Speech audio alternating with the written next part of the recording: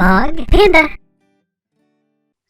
Hello, everybody. Welcome back to Bog Panda. I am Dr. Mike at Official Pagan on everything. Hi, everybody. Great to see you again, Mike. Hi, everybody. I'm Kelly at KELLYTHUL on Twitter and Instagram. And if you have a moment, please consider subscribing to the Bog Panda YouTube channel, giving us a like, maybe add a comment or two.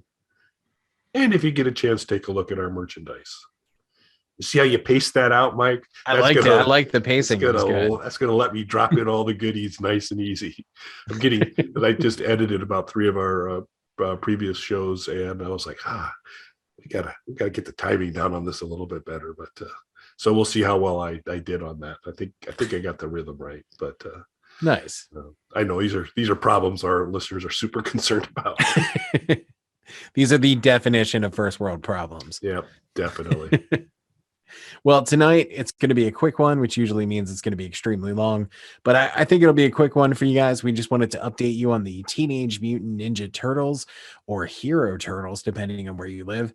The Cowabunga collection coming from Konami, which we talked about, an undated 2022 release with 13 games of the classic arcade, NES, Sega Genesis, and Super Nintendo titles.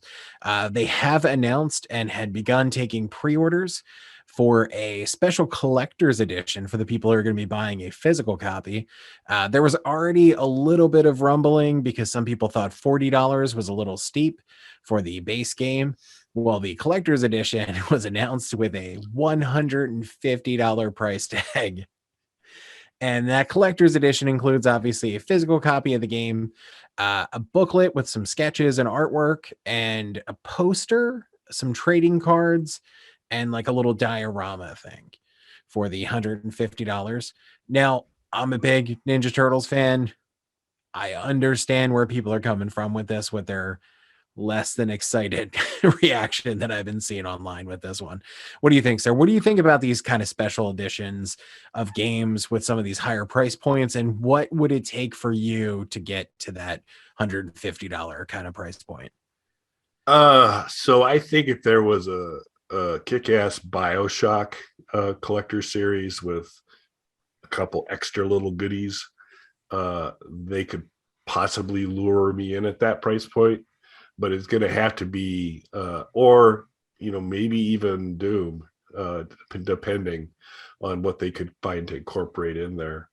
But a lot of the times you get the collector's set, and then of whatever it is, and it's kind of cool to look through it the first time.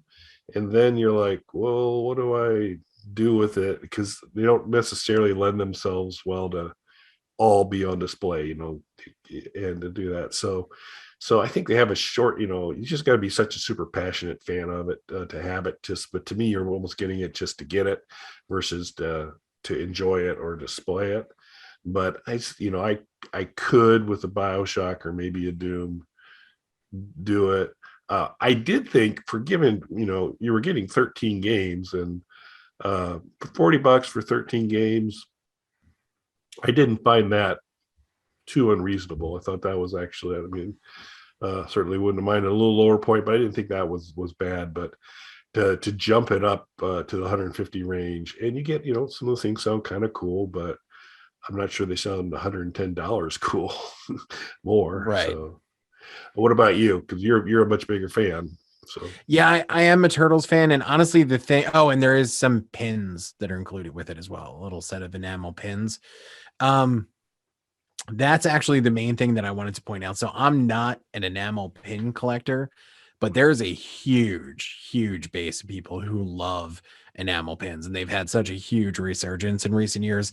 And I can tell you firsthand, as somebody who has merchandise manufactured for my different projects, enamel pins are very expensive. So I would venture to say that's the most expensive thing that's included in this set. And I saw some people's postings that were very dismissive of the pin set being like one of the main features they're pushing on this. But Surprise, if you didn't know, that's the most expensive thing that they've included from a manufacturing standpoint. For me personally, though, because I'm not a pin collector, the trading cards were the most interesting thing. The trading cards are based off of the Teenage Mutant Ninja Turtles Tournament Fighters games. I'm a big fan of those games and a big defender of those. There's a lot of people who didn't really like them. They are definitely an example of Konami sort of following a trend because that came out during the time when fighting games were extremely popular. And obviously, the Turtles IP lends itself to that fighting game arena. But they did something kind of cool with it where they made it for Genesis, Super Nintendo, and NES and made 3 different games that kind of played to the strengths of each of the systems. So I thought they did kind of a cool thing with it. And you don't see a lot about those games, particularly not a lot of positive things. So that there was some sort of merch tied into those particular games as a part of this package was the most intriguing thing to me. Not enough for me to drop an extra $110 though. Yeah, and that's again, the enamel pins are big, but again, what do you do with them? I guess you display them. Yeah, but I guess you could wear them to work proudly. But yeah, I still think you play to the fan base with these things, and there's some things that folks will go with. But yeah, I just it's almost tripling the price, and you get a couple extra goodies.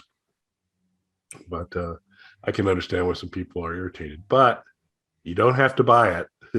So you cannot like it. Yeah. And just not buy it.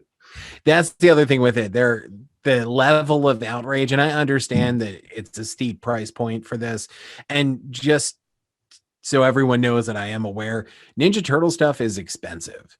A lot of the figures and collectibles and different things that come out are seemingly priced higher than a lot of other comparable things with comparable size fan bases. So Ninja Turtle stuff I know is steeply priced to begin with. I bought during the pandemic, earlier in the pandemic. Was it Super 7? It was supposed to be a Comic-Con exclusive, but Comic-Con didn't happen.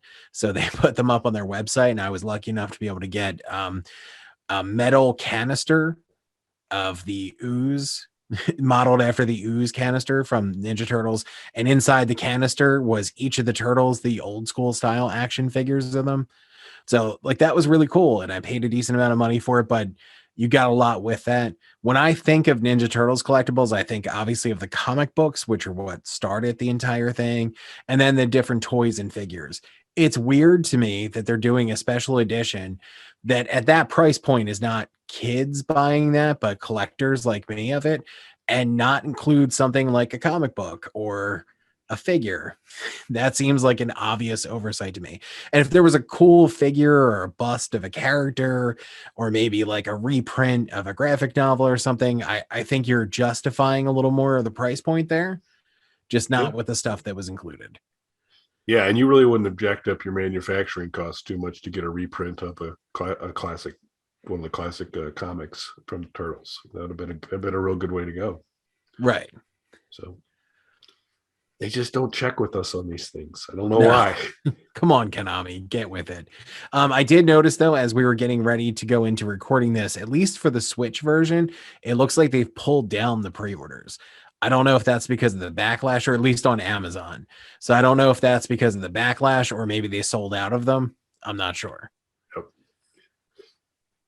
Yeah, I don't know. They're popular. I wouldn't be surprised if it was, that was a sell. They were sold out versus just people are unhappy. So I don't know. We'll have to see. If any of our listeners know, let us know if you've got a bead on that, to whether it was either good news or bad news for Konami on why those pre-orders for the Switch are gone.